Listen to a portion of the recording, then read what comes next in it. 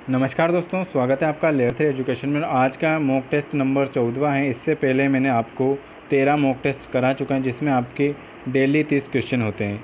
आज का 14वां mock test number है। अगर किसी ने नहीं देखा है पुराने वाले, तो आप लेयर 3 एजुकेशन की प्ले लिस्ट में जाकर देख सकते हैं। पहला क्वेश्चन आपके सामने, रसों को उदित और उद्दीप्त करने वाली सामग्री क्या कहलाती है? विभाव, अनुभाव, आलंबन या उद्दीपन।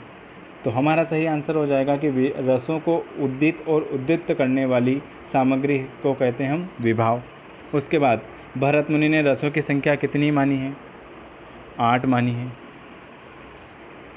नोवा कौन सा है? नोवा है शांत रस। ये किसने माना, ये आपको कमेंट बॉक्स में बताना है, ठीक है। उसके बाद भरत मुनि ने एक वो सूत्र दिया था, विभाव, अनुभाव, व्यभिचारी संयोगादश निष्पत्ति। ये भी उन्होंने भरत मुनि ने कहा था।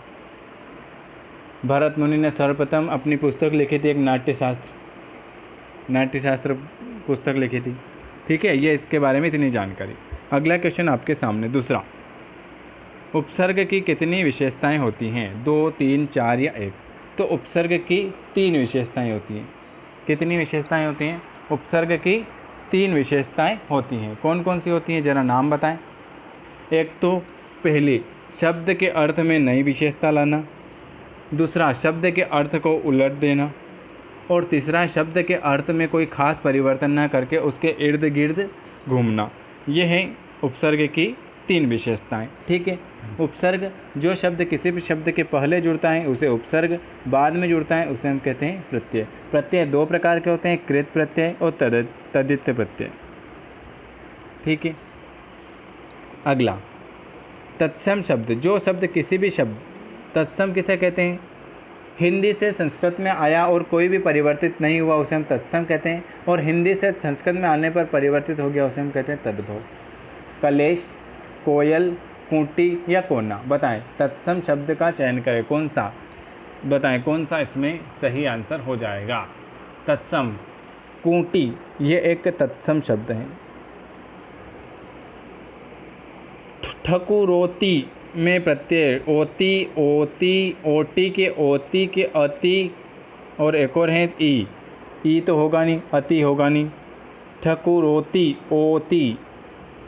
जो शब्द किसी भी शब्द के अंत में जुड़कर नया शब्द बना देता है उसे प्रत्यय कहते हैं। ओती लगाए इसमें। 5वां, हिंदी में मूलतः कितने वर्ण होते हैं? हिंदी में 52 वर्ण होते हैं। कितने वर्ण होते हैं? हिंदी में मूलतः 52 वर्ण होते हैं। कौन कौन से होते हैं मैं एक बार बता देता हूँ।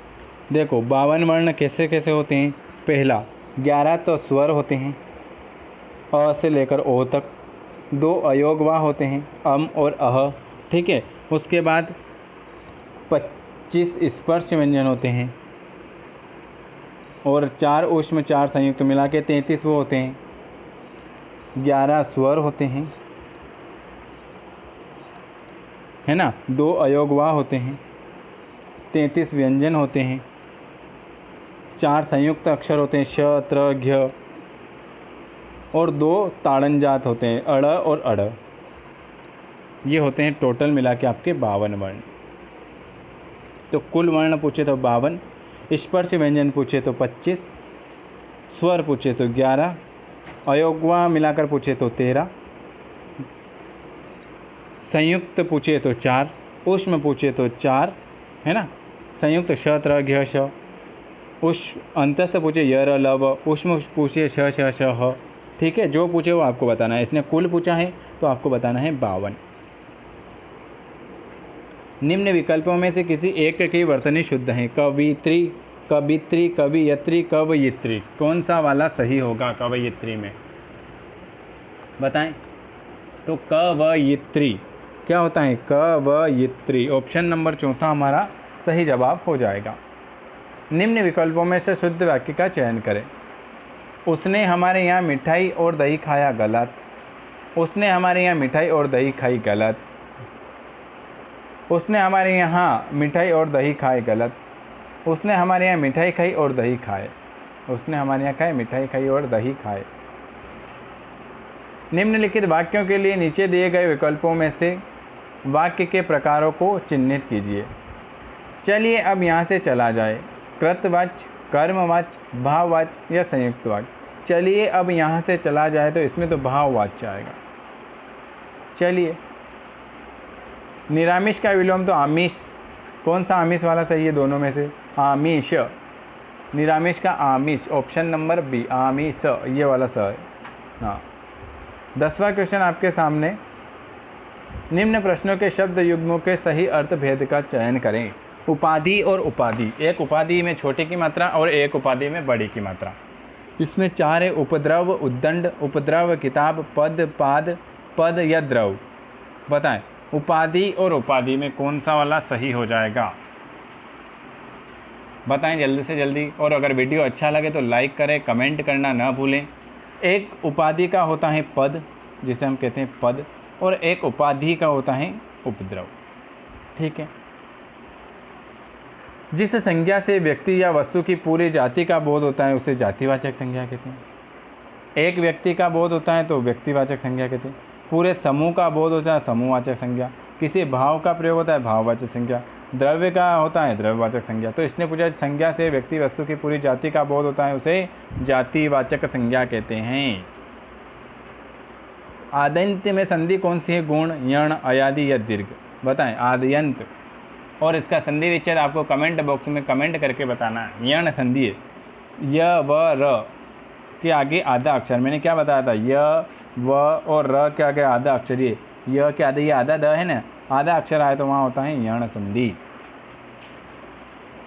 जिस सामाजिक पद में उत्तर पद की प्रधानता हो उसे कौन सा समास है? अवयवी, कर्मधारय, द्विगु या तत्पुरुष। बताएं इसमें कौन सा समास है? पहला पद उत्तर पद हो, द्विगु। जिस सामासिक पद में उत्तर पद की प्रधानता हो,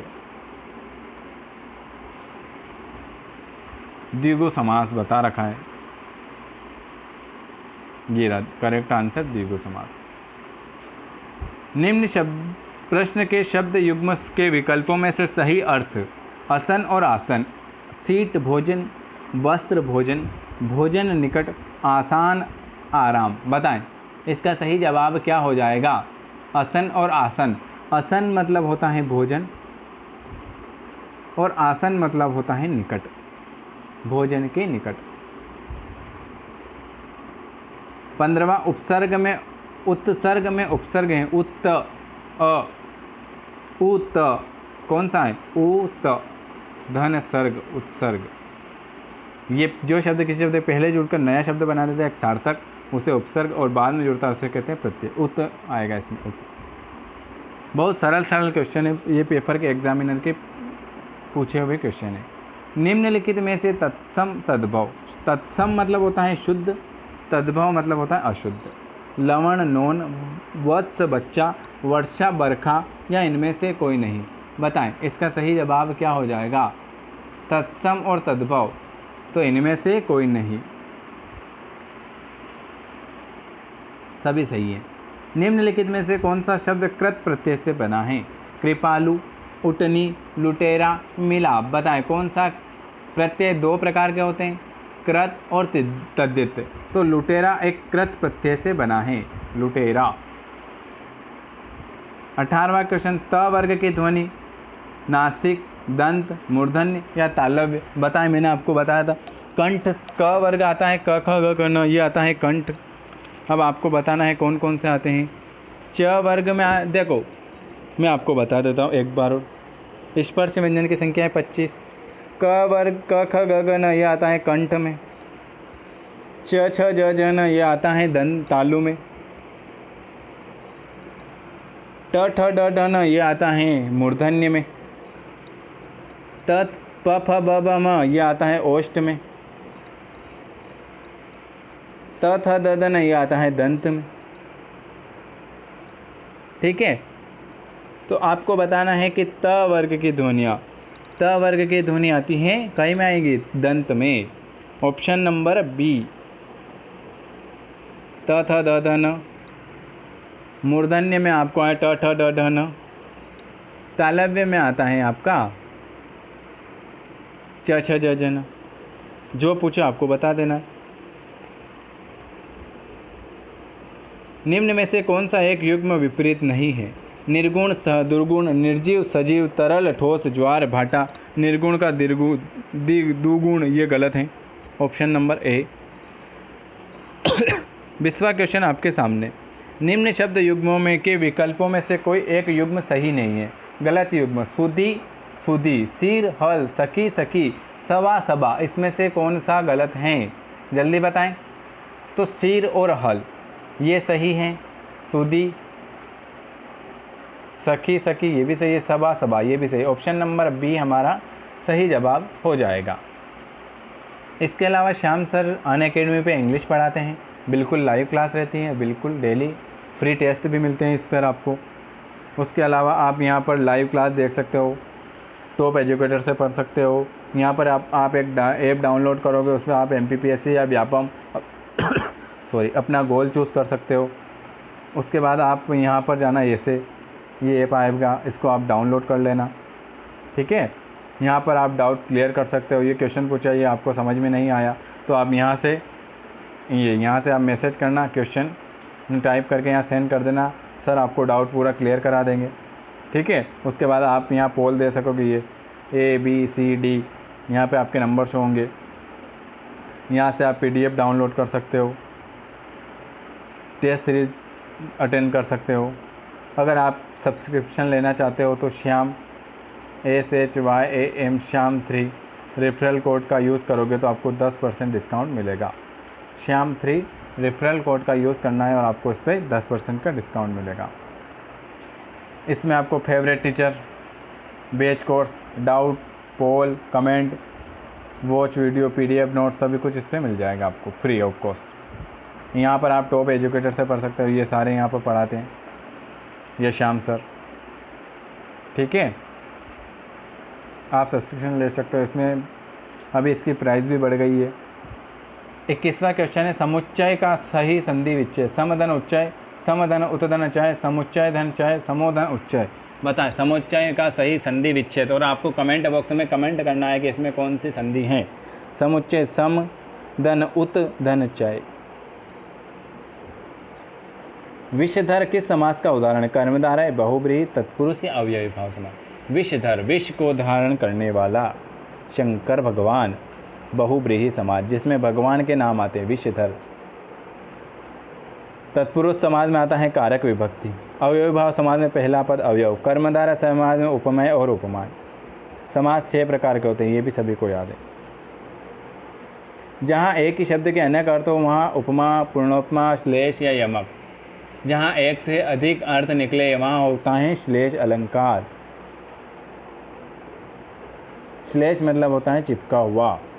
जहाँ रंग, रूप, गुण की समानता के कारण किसी वस्तु को देखकर संदेह होता है वहाँ कौन सा अलंकार है? संदेह होता है तो संदेहमान अलंकार। बहुत सरल क्वेश्चन। अरण्य का पर्यायवाची उपवन, वन, कतार या करतार। बताएं अरण्य का पर्यायवाची कौन सा है? तो वन अरण्य का पर्यायवाची है। आज मैंने आपको वापस 25 क्वेश्चन कराएं, ठीक है। वीडियो कैसा लगा कमेंट ज़रूर करें। वीडियो देखने के लिए आप सभी का बहुत बहुत धन्यवाद। और जिसको ग्रुप में ऐड होना है वो इस नंबर पर मैसेज कर सकता है। लाइक करें, कमेंट ज़रूर करें, है ना। आज मैंने आपको मॉक टेस्ट नंबर 14 करा दिया। वीडियो देखने के लिए आप सभी दोस्तों का बहुत बहुत धन्यवाद। मिलते हैं अपन कल के वीडियो में। ओके।